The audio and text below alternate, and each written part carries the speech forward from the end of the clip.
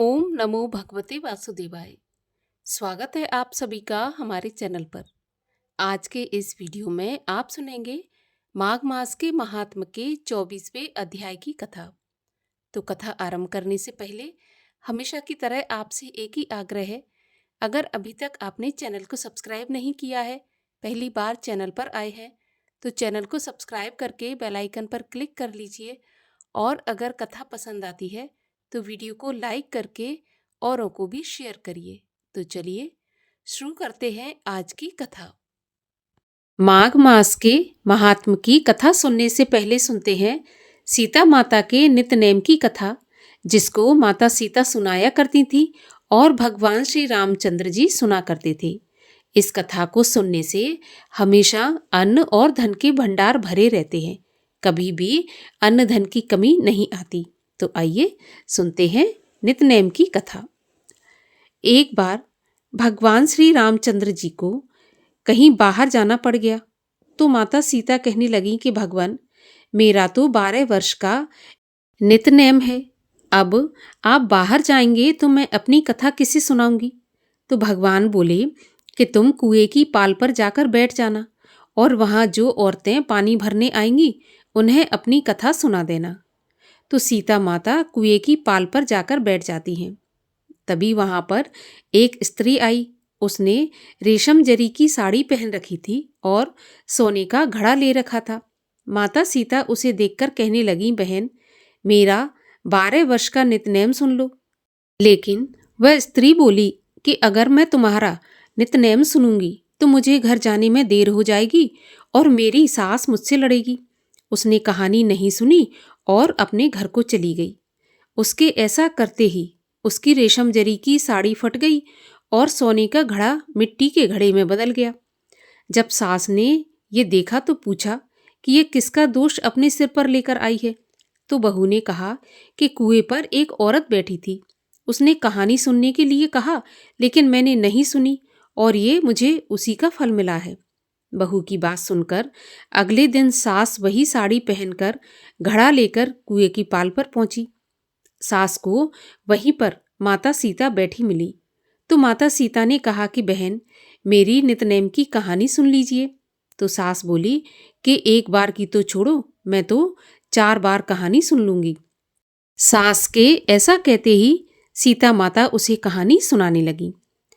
राम आए लक्ष्मण आए, देश के पुजारी आए, नित नेम का नेम लाए, आओ राम बैठो राम, तपी रसोई जेओ राम, माखन मिश्री खाओ राम, दूध बताशा पियो राम, सूत के पलका मोठो राम, शाल दुशाला पोठो राम, शाल दुशाला ओढ़ो राम, जब बोलूं जब राम ही राम, राम संवारे सबके काम, खाली घर भंडार भरेंगे, सबका बेड़ा पार करेंगे, श्री राम जय राम जय जय राम।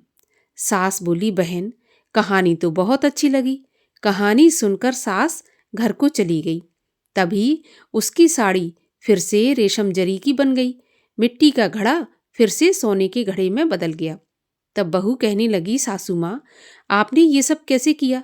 तो सास ने कहा, बहू, तू दोष लगाकर आई थी और मैं दोष उतार कर आ रही हूँ। बहू ने पूछा कि वह कुएं वाली स्त्री कौन है? तब सास बोली कि वे सीता माता थीं। वे पुराने से नया कर देती हैं, खाली घर में भंडार भर देती हैं, लक्ष्मी जी का वास घर में कर देती हैं, आदमी की जो भी इच्छा हो उसे पूरा करती हैं। तो बहू बोली कि ऐसी कहानी मुझे भी सुना दो। तो सास बोली, ठीक है, तुम भी सुनो। और सास ने कहानी कहनी शुरू की। राम आए लक्ष्मण आए, देश के पुजारी आए, नित नेम का नेम लाए, आओ राम बैठो राम, तपी रसोई जेओ राम, माखन मिश्री खाओ राम, दूध बताशा पियो राम, सूत के पलका मोठो राम, शाल दुशाला पोठो राम, शाल दुशाला ओढ़ो राम, जब बोलूं जब राम ही राम, राम संवारे सबके काम, खाली घर भंडार भरेंगे, सबका बेड़ा पार करेंगे, श्री राम जय जय राम। कहानी सुनकर बहू बोली कि कहानी तो बहुत अच्छी है। तो सास ने कहा कि ठीक है, इस कहानी को अब हम रोज कहा करेंगे। अब तो सास बहू रोज सवेरे उठती, नहाती धोती और पूजा करने के बाद नित्य की सीता जी की कहानी कहती। एक दिन उनके यहाँ एक पड़ोस की औरत आई और बोली कि बहन, जरा सी आँच देना। तो वह बोली कि आँच तो अभी हमने जलाई ही नहीं। तो पड़ोसन कहने लगी कि तो फिर सुबह 4 बजे से उठकर तुम लोग क्या कर रही हो? तो उन्होंने कहा कि सुबह उठकर हम पूजा करते हैं, फिर सीता माता की नित्य-नेम की कहानी कहते हैं। तो पड़ोसन उनकी बात सुनकर बोली कि माता सीता की कहानी कहने से तुम्हें क्या मिला? तो वे बोली, इनकी कहानी कहने से घर में भंडार भर जाते हैं, सारे काम सिद्ध होते हैं, मन की इच्छा भी पूरी होती है। तो पड़ोसन कहने लगी कि बहन ऐसी कहानी मुझे भी सुना दो। फिर वह बोली कि ठीक है, तुम भी ये कहानी सुन लो। और सास ने पड़ोसन को कहानी कहनी शुरू कर दी। राम आए, लक्ष्मण आए, देश के पुजारी आए, नित नेम का नेम लाए, आओ राम बैठो राम। इस प्रकार से पूरी कहानी पड़ोसन को सुना दी। सारी कहानी सुनने के बाद पड़ोसन कहने लगी, बहन कहानी तो मुझे बहुत अच्छी लगी। अब वह पड़ोसन भी नित्य-नेम सीता माता की कहानी कहने लगी। कहानी कहने से सीता माता ने पड़ोसन के भी भंडार भर दिए। अब तो पूरे मोहल्ले में नित्य-नेम की कथा चल पड़ी। हर किसी की मनोकामना पूरी होने लगी। हे सीता माता, जैसे आपने उनके भंडार भरे, वैसे ही आप हमारे भी भंडार भरना। जो ये कहानी कहे या सुने, उनके भी भंडार हमेशा भरे रखना। बोलिए सीता माता की जय। और अब सुनिए माघ मास के महात्म के 24वें अध्याय की कथा, जिसमें पिशाच रूप में राजा चित्ररथ के संताप की कथा का वर्णन किया गया है। लोमश बोले, हे द्विज, उस समय यमलोक में उस राजा को दुख देने वाली गति को सुनो। वह राजा नरक में दारुण दुख से दुखी होने पर एक नरक से दूसरे नरक को गया। इसके बाद कभी मूर्छित होने पर, कभी चेतना आने पर अपार कष्टों को सहन करता हुआ पहले वह तामिस्र के दारुण नरक में गया, फिर अंध तामिस्र में गया, फिर अति उग्र महारौरव और कालसूत्र में गया, फिर अति घोर तापन और संप्रतापन नाम के घोर नरकों में गया, फिर काकोल, कुड़मल, असिपत्र, वन और पूर्ति मृत्तिका नाम के नरकों में गिरा। लोहक शंकु, मृगी यंत्र, शाल्मली मार्ग में शाल्मली नदी के महाभयंकर दुर्गम मार्ग में पड़ा, जहाँ भयंकर यातना को प्राप्त करता हुआ विष्णु भगवान से द्वेष मात्र करने से वह 21 युग तक भयंकर नरकों में यातना और दारुण दुख भोगता रहा। यमराज की कठोर यातना भोगकर वह राजा नरक से निकलकर हिमाचल पर्वत पर महापिशाच योनि को प्राप्त हुआ। भूखा प्यासा एक जंगल से दूसरे जंगल में जाता, जहाँ उसे भोजन व जल कुछ भी दिखाई नहीं देता था। सब दिशाओं में घूमता हुआ भावी सत्फल देने वाले प्लक्ष प्रस्रवण नाम के जंगल में गया। वहाँ बहेड़े के पेड़ की छाया का आश्रय लेकर वह अति दुखी बार बार जोर जोर से मैं मरा कहकर चिल्लाता हुआ कहने लगा कि भूख प्यास से व्याकुल मेरे इस घोर दुख से कौन मेरा उद्धार करेगा। लोमश बोले, इस प्रकार देवदूती ने जो वेद पाठ कर रहे थे करुणा भरे स्वर में रोते हुए उसके रुदन को सुना। उन्होंने वहां आकर उस पिशाच को देखा, जिसका चेहरा विकराल, लाल लाल डरावनी आंखें, दोला व काला शरीर, सिर पर काले बाल ऊपर खड़े थे, जो दूसरा यमदूत जैसा दिखाई पड़ता था, जिसकी जीभ हिल रही थी, लंबे होंठ थे और लंबी सूखी जांघें नाड़ियों से मिली हुई थी, लंबे लंबे पैर, सूखे चेहरा में गड्ढे जैसी आंख और सूखी ठठरी वाले उस पिशाच को देखकर कौतुक में आकर वेद पाठी देवदूती जी ने पूछा कि ऐसी डरावनी आकृति वाले तुम कौन हो और ऐसी करुण आवाज से क्यों रोते हो? तुम्हारी ऐसी अवस्था कैसे हुई? मैं तुम्हारा क्या उपकार करूं? मेरे आश्रम में आ जाने पर प्राणी दुखी नहीं रहते, केवल आनंद करते हैं। हे भद्र, तुम जल्दी से कहो कि तुम्हारे इस दुख का कारण क्या है। इन प्रीति युक्त वाक्यों को सुनकर पिशाच ने रोना बंद करके दीनता से कहा कि हे ब्राह्मण, मुझे किसी बड़े पुण्य से आपके दर्शन हुए। ऐसा कहकर वह अपने पहले वृत्तांत को कहने लगा। प्रेत बोला, विष्णु भगवान से द्वेष करने के कारण मेरी ऐसी दशा हुई है। हे ब्राह्मण, जिस हरि का नाम प्राण निकलते समय लेने से मनुष्य विष्णु पद को पाता है, हे द्विज, उस भगवान से जो प्राणियों का अंतर आत्मा है तथा सबका पालन करता है, तीनों लोकों में धर्म का देने वाला है, जिसकी ब्राह्मण तप द्वारा प्रार्थना करते हैं, ब्रह्म आदि सब देवता, सनकादिक सब योगी जिसको मुक्ति के लिए पूजते हैं, जो आदि मध्य और अंत में विश्व का विधाता है, सनातन है, अनादि है, उसी से मैंने द्वेष किया। मेरे पहले जन्म में किए सब पुण्य विष्णु द्वेष रूपी अग्नि में जलकर भस्म हो गए। यदि कैसे भी मेरे इस पाप का अंत हो जाए तो इससे मुक्ति होकर मैं शिवाय नारायण के किसी देवता का पूजन नहीं करूँगा। विष्णु भगवान से द्वेष करके मैंने नरक के दारुण दुख बहुत काल तक भोगे और नरक से निकलकर अब मैं पिशाच योनि में आया हूँ। इस समय न जाने किस कर्म फल से मैं आपके आश्रम में आ पहुँचा। यहाँ पर आपके दर्शन पाने से मेरे दुख रूपी अंधकार का नाश हो गया। अब आप मुझसे उचित कर्म कहिए जिससे मेरी पिशाच योनि का नाश हो। देवदूती जी बोले, अहो, ये माया देवता, असुर तथा मनुष्य आदि सबकी स्मृति को नष्ट कर मोहित करती है, जिससे देवताओं में भी धर्म नाश करने वाला द्वेष पैदा हो जाता है। चारों वर्ण वालों को श्रुति, स्मृति तथा सदाचार से हितकारी कर्म ही करने चाहिए और सदा भक्ति से नारायण का भजन करना चाहिए। वेद विरुद्ध शास्त्रों में कहे हुए कर्मों को छोड़ देना चाहिए। अपनी बुद्धि से रचे हुए शास्त्रों से ठग लोग मूढ़ों को ठगते हैं और कल्याण के पथ को नष्ट कर परलोक के पथ का भी नाश करते हैं। जैसे द्रविड़ देश का राजा सन्मार्ग में निष्ठा रखने वाला सच्चरित्र नारायण से विमुख होने पर नरक में गया था। असत पुरुषों की संगत से मनुष्य हमेशा विपत्तियों के जाल में फंसता है। सत्पुरुषों को चाहिए कि वे हरिहर से कभी द्वेष ना करें। लोमश जी बोले, ऐसा कहने पर मुनि ने पिशाच को सुमार्ग के हितकारी वचन कहे। हे भद्र, माघ मास में तुम प्रयाग में जाकर स्नान करो। वहां पर संगम स्नान से तुम पूर्व जन्म के पापों से छुटकारा पाकर पिशाच योनि से निस्संदेह मुक्त होकर स्वर्ग की प्राप्ति करोगे। ये सनातनी श्रुति है, इससे बढ़कर दूसरा कोई प्रायश्चित नहीं है। मृत्यु लोक में ये स्वर्ग तथा मोक्ष का खुला हुआ पथ है। गंगा जमुना के संगम के बराबर पृथ्वी पर अन्य कोई स्थान नहीं है।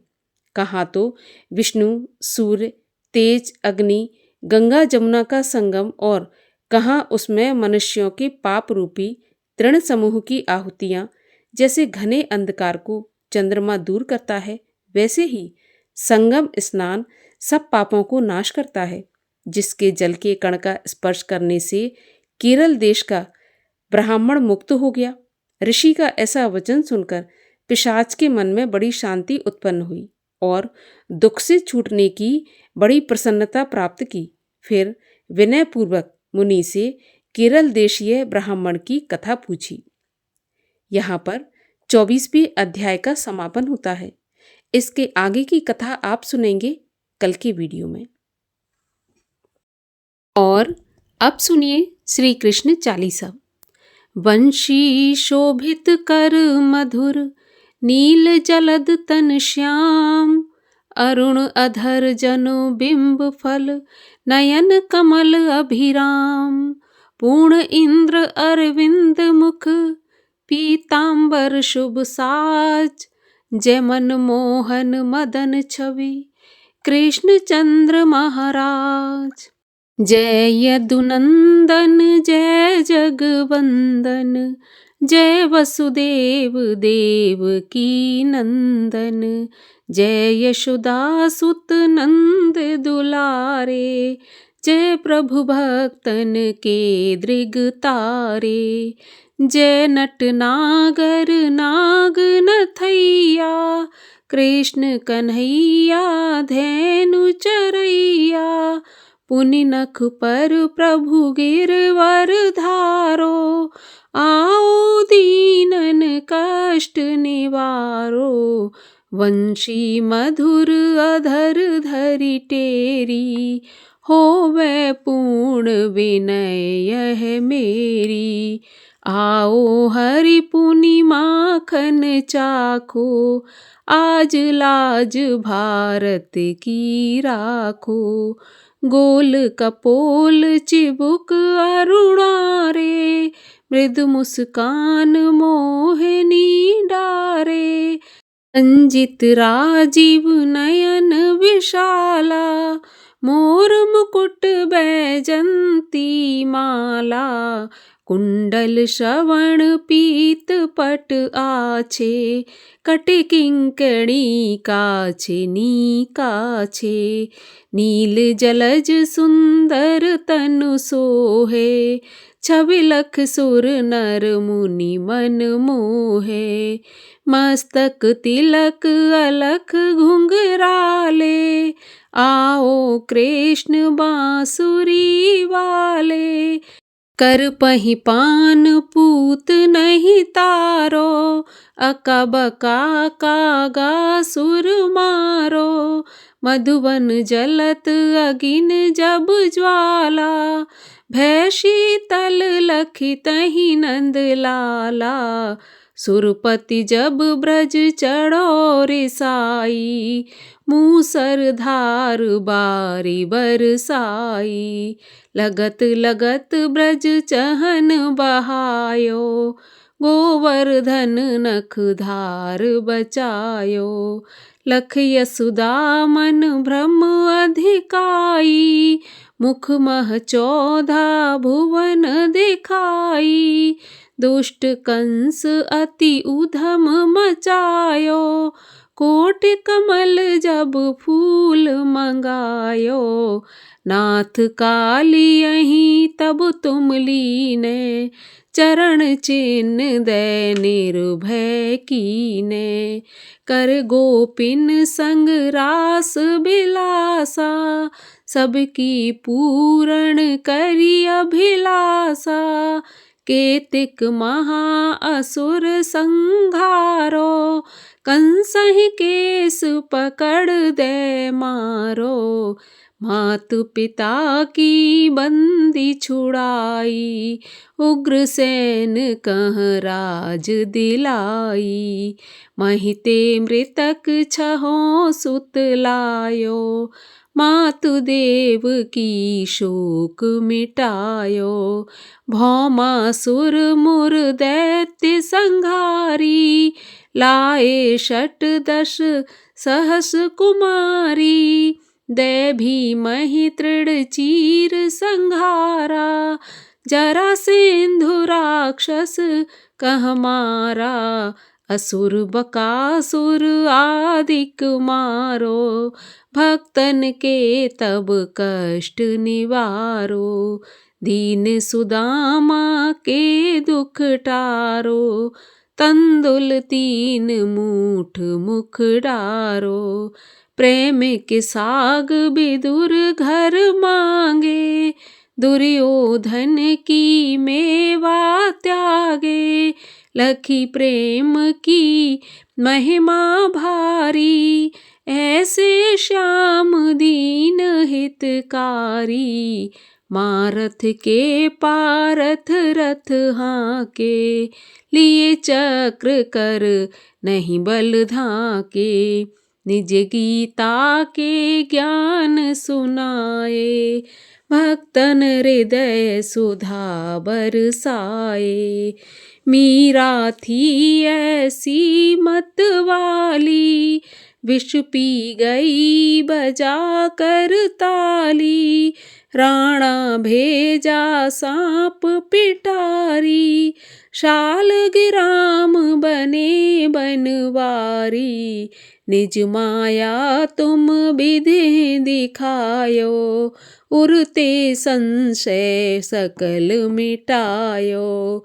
तब शत निंदा करी तत्काला, जीवन मुक्त भयो शिशुपाला। जबहि द्रौपदी टेर लगाई, दीनानाथ लाज अब जाई। तुरतहि वसन बने नंद लाला, बड़ चीर भय अर मुँह काला। अस अनाथ के नाथ कन्हैया, डूबत भंवर बचावत नैया। सुंदर दास आस उरधारी, दया दृष्ट की जय बनवारी। नाथ सकल मम कुमति निवारो, क्षमहु वेग अपराध हमारो। खोलो पट अब दर्शन दीजै, बोलो कृष्ण कन्हैया की जय। यह चालीसा कृष्ण का पाठ करे उरधार, अष्ट सिद्ध नवनिध फल लहें पदारथ चार। ओम जय श्री कृष्ण हरे प्रभु जय श्री कृष्ण हरे। भक्तन के दुख सारे पल में दूर करे। ओम जय श्री कृष्ण हरे।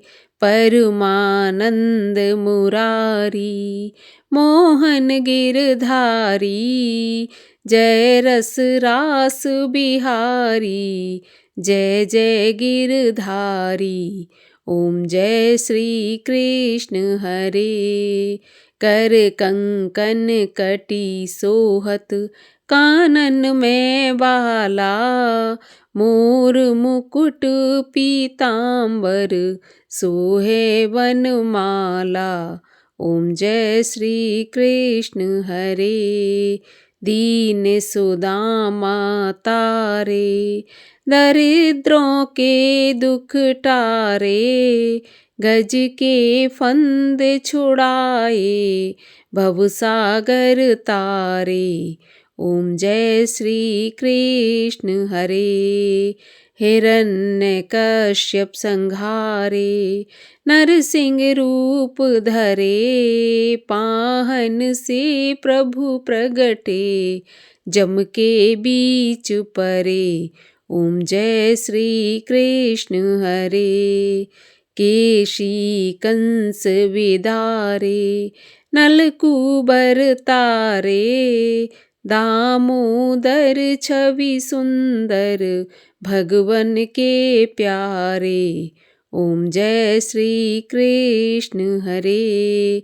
काली नाग नथैया, नटवर छवि सोहे। फन फन नाचा करते, नागन मन मोहे। ओम जय श्री कृष्ण हरे। राज्य उग्र सैन पाए, माता शोक हरे। द्रुपद सुता पत राखी, करुणा लाज भरे। ओम जय श्री कृष्ण हरे। बोलिए श्री कृष्ण भगवान की जय।